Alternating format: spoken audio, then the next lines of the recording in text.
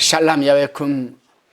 오늘 하루도 이 새벽 미명의 시간부터 여러분이 하루를 마치는 시간까지 하나님의 인도하심과 축복하심이 함께 하시기를 바랍니다. 오늘은 열왕기하 4장을 우리가 강의 큐티로 나눔합니다.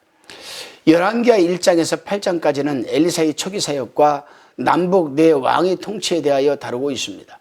그리고 그 가운데서도 오늘 지금 우리가 살펴봐야 할 이 4장 1절에서 8장 15절까지는 북이스라엘 여호람 시대의 엘리사의 주요 사역을 연속적으로 다루고 있습니다. 오늘부터 시작되는 본문 4장은 특별히 엘리사가 이스라엘의 신실한 하나님의 백성들을 돕기 위해 사적으로 행한 5가지의 이적을 연속적으로 기록하고 있습니다. 이 일을 통해 우리가 알 수 있는 것은 하나님께서 북이스라엘을 바알 숭배로 이끈 아합 왕가는 버리셨을 때 신실한 하나님의 백성에 대한 은총은 거두시지 않으시는 분이라는 사실을 깨닫게 됩니다. 이제 본문 1절입니다. 선지자의 제자들이 아내 중에 한 여인이 엘리사에게 부르짖어 이르되 당신의 종 나의 남편이 이미 죽었는데 당신의 종이 여호와를 경외한 줄을 당신이 아시는 바니이다.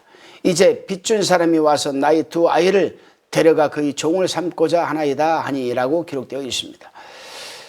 본문 1절에서 7절 중 이 4장에 나타나는 첫 번째 이적으로서 선지자 제자의 미망인을 경제적 위기에서 구해준 내용을 기록하고 있습니다. 어느 날 여호와를 경외하며 살았던 남편이 죽고 그 가정에는 빚만 남았습니다. 하지만 채무를 변제하지 못하여 꼼짝없이 2 아들을 종으로 내어줄 수밖에 없는 처지에 놓인 한 이 미망인은 그때 하나님을 원망하지 않고 오히려 하나님 앞에서 울었습니다. 얼마든지 하나님을 원망할 수도 있었고 하나님으로부터 등을 돌릴 수도 있었지만 그녀는 전혀 그렇게 하지 않고 오히려 하나님의 사람인 엘리사에게 나아가 자신의 형편과 사정을 정직하게 아뢰는 이 방법을 선택했습니다. 그것이 회복과 은총의 시작이 아니겠습니까? 딱한 사정을 전해들은 엘리사는 모든 이웃에게 말해서 되도록 많은 그릇을 빌려오게 합니다. 그리고 그녀에게 남아있는 마지막 기름 1병을 가지고 그녀의 가정을 회복시키기 시작합니다. 그 결과가 본문 6절에서 7절을 통해 나타납니다. 하나님의 은혜 가운데 준비한 그릇에 기름이 가득히 채워졌습니다. 그 기름의 양은 여인의 남편이 생전에 진 빚을 다 갚을 뿐만 아니라 가정의 생계를 아무런 걱정 없이 계속 꾸려나갈 수 있을 정도의 풍성함이었습니다. 사랑하는 동역자 그리고 성도 여러분, 우리가 여기에서 한번 생각해 보아야 할 것이 있습니다. 그것은 어떻게 이 미망인이 이 많은 그릇을 이웃들로부터 빌릴 수 있었을까 하는 의문입니다. 이것을 달리 표현하면 그녀는 그녀가 속한 공동체의 많은 이웃들로부터 사랑과 신뢰를 받는 존재임을 증명해주는 대목이 아니겠습니까? 비록 빚은 지고 살았지만 이웃들에게 신뢰를 받고 있었고 사랑을 받고 있었다. 그것은 그만큼 신앙심이 좋았다는 의미가 아니겠습니까? 그렇지 않고서야 각 가정에서 생활용품으로 빈번하게 사용되는 그릇을 언제 돌려줄지도 모르는 상황 속에서 선뜻 빌려줄 리 만무하기 때문입니다. 더불어 그간 신실하게 본유대에게 살아온 그 가정에 닥친 어려움에 대한 이웃들의 배려와 사랑이 이 작은 그릇으로 동참하게 된 것이 또한 아니겠습니까? 그런 그들의 삶의 감동이 있었기에 그녀의 부탁에 이웃들은 팔을 걷어붙이고 그릇을 빌려주기 시작을 했습니다. 여기서 우리는 과연 우리가 어렵고 힘든 상황에 놓였을 때 선뜻 우리를 위해 도와주는 이웃들이 얼마나 되는지 한 번쯤 깊게 생각해 보아야 할 것입니다. 내가 힘겹고 어려울 때 나의 손을 잡아주시는 이가 과연 누구인지도 이 아침에 한번 깊이 생각해 보았으면 합니다. 이어지는 본문에서는 2번째 이적으로 엘리사를 대접할 수 있는 이 수넴 여인의 잉태 사건이 소개되고 있습니다. 이 여인도 앞에서 등장한 여인처럼 역시 신앙심이 깊은 사람이었습니다. 그 한 예로 자신의 앞을 늘 지나다니는 사람이 하나님의 사람임을 알아볼 수 있을 정도의 영적인 이 눈을 가진 사람이었기 때문입니다. 다른 사람은 알아보지 못했지만 이 여인만큼은 엘리사를 영적인 눈으로 바라보고 알아보았습니다. 그리고 정성을 다해 그를 섬겼습니다. 그녀의 세심한 배려와 섬김에 깊은 감명을 받은 엘리사는 하루는 시종 게하시를 통해 그녀에게 보답하고 싶은 마음을 전합니다. 본문 13절 말씀입니다. 엘리사가 자기 사환에게 이르되 너는 이르라 내가 이같이 우리를 위하여 세심한 배려를 하는도다. 내가 너를 위하여 무엇을 하랴? 왕에게나 사령관에게 무슨 구할 것이 있느냐 하니, 그러자 여인이 대답을 합니다.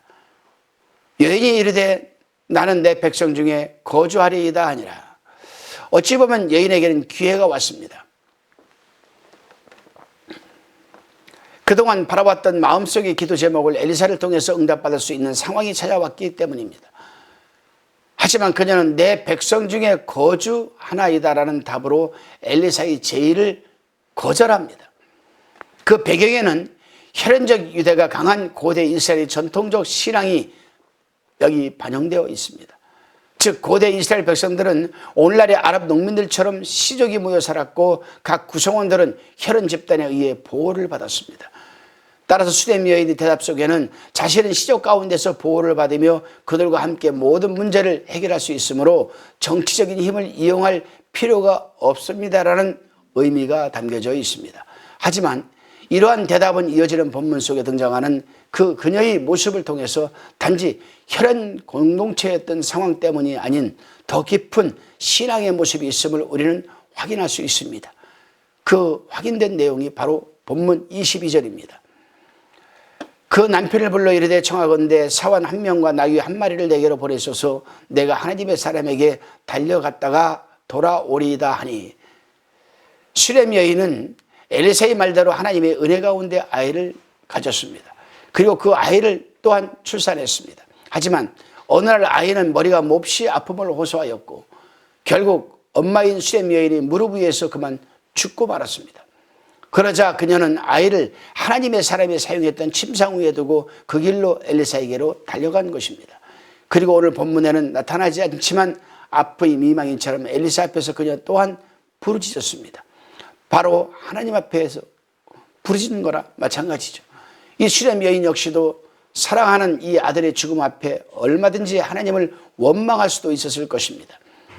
그동안 주님을 위해서 살면서 하나님의 사람을 정성껏 섬겨왔는데 자신의 뜻과는 상관이 없이 허락하셨던 아이를 갑자기 그것도 자신의 뜻과는 상관없이 거둬가시는 상황 속에서 얼마든지 욥이 아내처럼 하나님을 욕하고 저주할 수도 있었을 것입니다.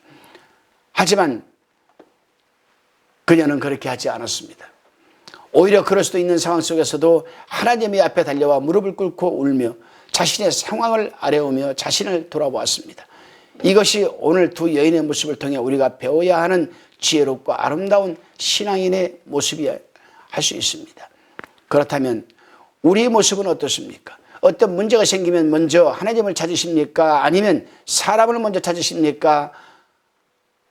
하나님 앞에서 우십니까?